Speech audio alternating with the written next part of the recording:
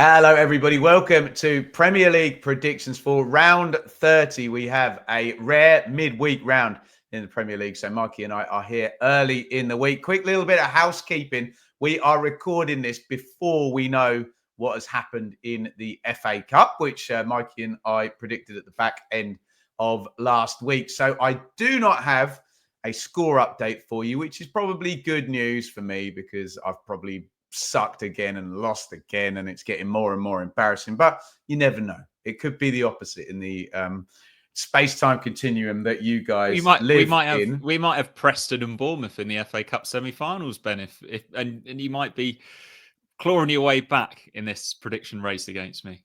The Ben Pearson derby, that would be Preston and Bournemouth, wouldn't it? Welcome, Mikey. Let's get straight into this midweek round 30 in the Premier League. Fixtures down there in the description, so copy and paste as normal. We love to hear your predictions far more than we love you having a go at ours. So get in there, get involved. Give yourself 1 point for a correct score. Give yourself 3 points for a correct score line. So correct outcome for 1 point, correct score line for 3. And a bonus point if you get the correct score line and it has got 5 or more goals. Mikey, you're up first. It's Arsenal, Fulham. And Fulham are going to have played at the weekend and Arsenal aren't. Yeah, weekend off for Arsenal, whereas Fulham playing the early game against Crystal Palace. So plenty of time to recover for them. They're at home. And obviously this is a London game, so they presumably sleep in their own beds before this one. Arsenal have a ridiculous record at home against Fulham, Ben. You'd expect them to usually come out on top, but they've never lost in 31 home league games against Fulham. Can you believe that? Ever. 24 wins, 7 draws. And that's the most games played without a loss for a Premier League team. But Arsenal probably have all eyes on the UEFA Champions League. They're safely up in second spot. They're going to get enough points to finish second. Who knows what's going to happen against Palace for Fulham? They might have all of their eyes on the FA Cup, and they might rest a few players here. But it's a big game for the likes of Emil Smith-Rowe. I think this will be his first time returning to the Emirates, and of course Alex Iwobi. He's been back a few times at a couple of different clubs, but always a big game for him playing away at Arsenal. This will be entertaining, but I think Arsenal have just got too much, and they're going to keep that ridiculous record going. That's going to extend to 32 unbeaten games against Fulham. I'm going Arsenal 2, Fulham 0. Yeah, I'm not going to sharpen my pen for an away win. I think there's just too many advantages for Arsenal. You just listed about 7 of them, and that's not even to mention that they have better players and a bigger squad. No offense to the excellent job Marco Silva and Fulham have done this season. You've taken the 2-0, which I quite like, but I was going to go with, ladies and gentlemen, pray silence for the great George Graham, 1-0 to the Arsenal in this one. Wolves versus West Ham. This is 16th versus 17th, Mikey, but there's bloody 8 points between the two of them. I know what I want to happen. It's the hope that kills you, isn't it? But I don't think it's going to happen. Spoiler alert, I'd quite like West Ham to win. I don't think they're going to win. No Cunha, no party. And he did get, we were speculating on this, an extra game, whether Ipswich will be able to leverage that in any way possible, given their pathetic record of not leveraging anything in big games this season, I doubt. But I think West Ham get a point here, Mikey. I got a bob on for a 1-1 West Ham draw. I'm going to repeat the same trick, and I'm going to say Wolves 1, West Ham 1. Okay, that's a scribble for me in the Craig Dawson derby. I'm going to change it, and I think this will be my first 0-0 prediction of the entire season, Ben. I'm going Wolves 0, West Ham 0. So boring, Mikey. Union nil effing nils, hey? Not one for the neutrals, this on paper, but you never know. Wolves lost this fixture 2-1 last season, but they haven't lost 2 home games in a row against West Ham since the 1920s. David Diamond wasn't even thought of back then, Ben. They've had 10 points from their last 6 games, edging towards survival. They'll happily take a point. I think Graham Potter would be happy with a clean sheet and a point as well. Nottingham Forest versus Man United. And again, housekeeping, we don't know what Forest did in the Cup quarter-final. We don't know. Bit of nostalgia here, Ben. Memories of an 8-1 win for that fantastic Manchester United team in 1999. 4 goals off the bench for for Ole Gunnar in 10 Solskjaer. minutes. Something like that. It was And insane. if you wanted to make that even better, Barry Davies is commentating. Yeah. So I good. remember watching this one on a Sunday morning on Match of the The Day. And just thinking, absolute wow, goat. this is ridiculous. But yeah, United, a different team now, aren't they? But they did follow a goodish performance against Arsenal, that 1-1 draw with an easy win at Leicester. Bruno Fernandes is in sparkling form. Forest in FA Cup action is that on the Sunday, that one? So no, it's Saturday, isn't it? But this is a Tuesday night game, so not a huge amount of time to recover. As I mentioned in the FA Cup predictions, there's a question mark over Chris Wood's availability, but I imagine he'll be back for this one. I think both teams would be happy with a point in this one, so I've gone for 1-1 in this one. I'm going to take Forest to win this one 1-0 in a very foresty fashion. It is a hard one to call when you don't know. If we get the team sheet on Saturday for the Cup and it's a 1B team for Forest, then my expectations of them winning this game go up significantly, because as you suggested in the Cup show, they really want that Champions League spot and they've got to leverage these home games. I just feel, Mikey, whatever happens, given the information you and I have, Forest are better than Man United. So I'm just gonna go with that as my overriding logic, and move on to Bournemouth versus Ipswich, which we're moving also on to Wednesday, April 2nd here. Now, Bournemouth, if my prediction is correct, are coming off a famous win against Man City in the FA Cup. And their players have been on a 3-night bender. They might have picked up some knocks and stuff in their heroic victory over Manchester City. They're going to be distracted. They're going to be tired. Professor Kieran McKenna has been hatching a battle plan for this game for the longest time. Who's that guy who's really good at fullback for Bournemouth? He's gonna stop him. Kirkes, thank you. And just to keep myself happy, I'm going to predict an Ipswich win, as ridiculous as that seems. Thank you. Bournemouth 1, Ipswich 2, Bournemouth 31 shots. 31 shots. Wow. So yeah. An important game for our goalkeeper in this one. This is role reverse, isn't it, from earlier on in the season, Ben? I'm just going to be sensible here and go for a Bournemouth home win. I can see them winning this one 3-1. First trip to Bournemouth, can you believe, for Ipswich since 2014, where Teddy Bishop scored his first Ipswich goal. It's crazy, isn't it? You'd have thought we'd have crossed over at some point. Lincoln? He was at Lincoln last season. I think he might be at Cambridge now, but possibly wrong on that one. Get in the comments if you know where Teddy Bishop is. Bournemouth haven't doubled Ipswich since 1950, when we were both playing in Colchester. Division 2 South or something like that. So Ipswich have had I'm going to try and clutch at some straws here. Ipswich have had some time on the training ground, and it was a really good week for our players on international duty. Enciso scored for Paraguay. Banger. A really good goal, that one away at Colombia, I think. It's real quiz.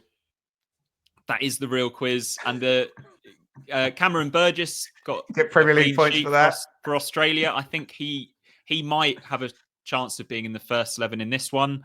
I'd like to see him back. George Hurst made his Scotland debut off the bench. And Jaden Philogene and Amari Hutchinson both scored. And Liam Delap, I believe, scored as well, didn't he? Yeah, he did, across the two England under-21s games. So a really good one. And I was at the Ipswich training ground filming something last week. And even early last week, Ben, Ipswich was still training late, even though there was only 10 of them, I believe, on the training ground. They were still doing extra training, which meant they were slightly late for filming. So maybe a good sign there that Ipswich are having all of that time with Kieran McKenna on the training ground. And I feel bad for going for this prediction, but yeah, I still see Bournemouth winning this one. Yeah, you should. Brighton versus Villa. Again, both sides in the cup. I think Mikey went for both of them to win, and I went for both of them to lose. Yeah, I've already waxed lyrical about Brighton in the FA Cup. This This has been their best run of form under Hertzler. Obviously, the elephant in the room is those FA Cup games, as you mentioned. But they're in the same boat, aren't they? So maybe we don't have to worry about that too much in this one. Brighton just 2 points off Chelsea in fourth and in much better form than Chelsea, so they'll fancy their chances of reeling them in. Villa can leapfrog Brighton with a win here, though, so there's that incentive for them. That being said, I went for Brighton to win in the FA Cup, and I'm backing them to win in the league here as well. I'm going for a 2-1 win for the Seagulls.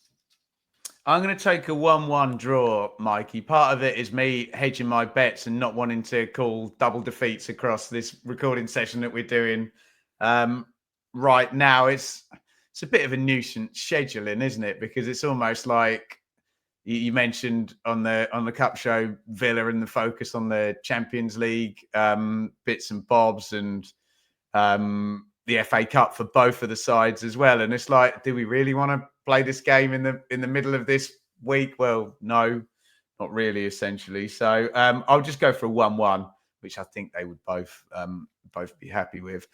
Right, Man City, Leicester. In my head, this can only be a massive home win. I cannot fathom Leicester going there and doing something. And I know it became a bit of a bingo card thing, us trying to get a bonus point with a 4-1 Man City home win, and then they kind of had that horrible run in the middle of the season. I think I might go 5-0 in this one, Mikey, because I can't see. I'm really sorry, Leicester fans. I just can't see how this ends well, and especially after Bournemouth's incredible FA Cup win. You know, Man City are going to be annoyed. No silverware. They're just going to pummel the Premier League for the last whatever it would be, 9 games. So is that a crazy prediction? I'm going 5-0. It's not a crazy prediction. I'm going for 5-1. City have won 9 of their last 10 games in the Premier League against Leicester, winning their last 6 by an aggregate score of 15-4. And they have a really good record against promoted teams as well, as we found out. What was it? 10 goals against to 1 scored for us this season against Manchester City. From an Ipswich perspective, Erling Haaland will be licking his lips for this one, back from international duty. And he always scores at least 2 against Premier League teams as well, doesn't he, for the FPL players? Yeah. So yeah, I'm going Haaland to win. Haaland to score, Man City to win 5-1. Triple captain, Newcastle versus Brentford. Why can't I think of a derby for this one? Who's played for both? Ivan Toney was the one that popped into my head. It's a little bit boring, isn't it? Carl Court? Did Carl Court ever play for Brentford? I'm not sure. Get in the comments who played for both Newcastle and Brentford. I can't Probably not where we should be starting on this one. I think we should be congratulating the Newcastle fans who watched this channel on winning the Carabao Cup. A fantastic achievement, a brilliant performance in the final, and one that the neutrals could really get behind. Open top bus tour would have just happened this weekend, so a lot of emotion for the Newcastle players, and you imagine they'd be really excited to get back to St James's Park under the lights as well, to play Brentford. Anthony Gordon got injured on international duty, but Harvey Barnes is a really able deputy, isn't he? And he'll be rubbing his hands, thinking, "Oh, finally I can have a little run in the team on the left wing." He'll back himself to score in this one. Brentford on a ridiculous run of away wins, though, 5 in a row in the Premier League. I think this one will be a step too far, though, so I'm going to go Newcastle 3, Brentford 1. Yeah, I've got to pay respect to that Brentford winning streak away from home. But I've got the good feeling, momentum, party time home win, same as you, Mikey. So Brentford always score, don't they? So maybe they take the lead and then Newcastle come back and win. So I won't go as heavy as you. I'll go 2-1 and echo everything Mikey says. There are some fans where if their club doesn't win silverware, it's a surprise. And for like the majority of football fans, it's like the most special thing to win a trophy. You talk to Birmingham fans about beating Arsenal or Wigan or Pompey fans as well, and they've both won the FA Cup. It's just bloody brilliant. I know Newcastle are arguably more apt to do that and a bigger club. But yeah, absolutely superb. Right, Southampton versus Crystal Palace. Are we just having Southampton lose for the rest of the season? Is that a bit boring? Wonder if I can pull a draw out of this one. No, I can't, because we looked at Palace's. No, they're good away from home, aren't they? Yeah. And I backed them to win in the FA Cup. Sorry, did you have them winning in extra time? On penalties. Yeah, on pens. Okay. Okay. Sorry, Saints fans. Look, there's going to be a random Southampton win that is going to catch everybody out, which I'll try and be in front of. So don't sue me when I predict them to win an away game at a top 6 team. If they've got any left, I assume they have. Southampton 0, Palace 1. So boring. I'm sorry. Yeah, I'm going Southampton 1, Palace 2. I don't think we have to make too many apologies for Southampton fans, Ben, because they're not predicting themselves to win either. No, okay. They still haven't matched Derby's record. That'll be in the back of them. What is that, Mikey? How many? I think it was 11 points. Okay. So just need a win. Yeah. Or 2 draws. Mateta's back, as we mentioned. I've mentioned this a few times as well. I expect Palace to be wearing their yellow kit where they turn into prime Barcelona. So can't look beyond a Crystal Palace win. 2-1. Liverpool versus Everton. I don't know. Has it got that much on it where Everton look very safe and Liverpool are champions elect? Yeah, but it's a derby, in the words of Roy Keane. It is a derby, not quite the same intensity as the Goodison one, but it is under the lights, and there was all of the drama and emotion from the last derby.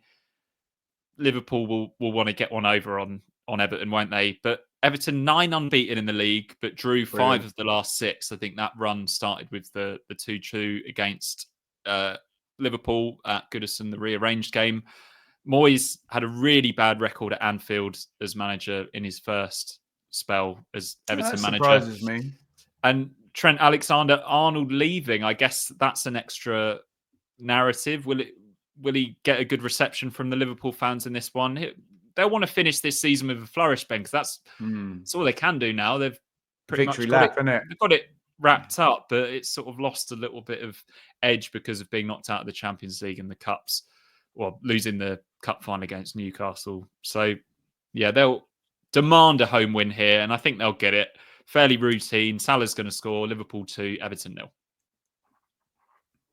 I mean, I could see a draw if the intensity is not there. And yeah, just on Trent, I know what football fans are like, and some of their behaviour is less than rational, as we find out in the comments each and every week. But no, if that guy doesn't get paraded out of there at the end of the season, I don't know what the world's coming to. But there you go, absolutely brilliant player, and what a stint. He'll probably come back as well after he's done in Europe, won't he? So yeah, hopefully. Well, look, freedom of speech, you can say what the hell you like, but if I were a Liverpool fan and I were there, I would certainly be applauding him. I guess it's a difficult one for Liverpool because they see Real Madrid as a rival.